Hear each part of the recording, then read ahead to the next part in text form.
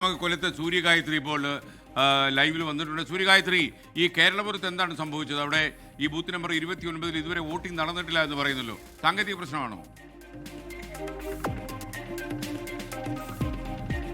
സാങ്കേതിക പ്രശ്നമാണെന്നുള്ളതാണ് മനസ്സിലാക്കുന്നത്. ഇതുവരെയും വോട്ടിംഗ് ആരംഭിച്ചിട്ടില്ല.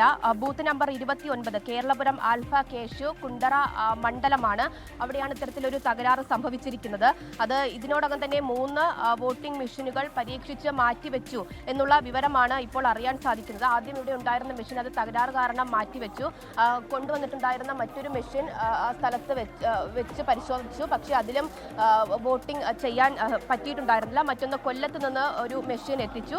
ആ മെഷീനിലും വോട്ടിംഗ് രേഖപ്പെടുത്താൻ കഴിയാതെ വന്നതോടുകൂടിയാണ് ഇപ്പോഴും വോട്ടിംഗ് ഈ ബൂത്തിൽ ആരംഭിക്കാൻ കഴിയാത്തത്. പല വോട്ടർമാരും ഇതിനോടകം മടങ്ങിപ്പോയി എന്നുള്ളതാണ് നമുക്ക് ഇവിടെ നിന്ന് മനസ്സിലാക്കുന്നത്.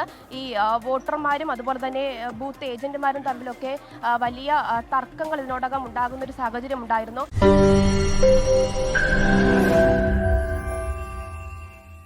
ലോകത്തെവിടെയായാലും ഏത് സമയത്തും 24 വാർത്തകളും ഓഗ്മെന്റഡ് റിയാലിറ്റി പാക്കേജുകളും എക്സ്പ്ലെയിനറുകളും വിശദമായി കാണാൻ ഞങ്ങളുടെ യൂട്യൂബ് ചാനൽ നിങ്ങൾക്ക് സബ്സ്ക്രൈബ് ചെയ്യാം.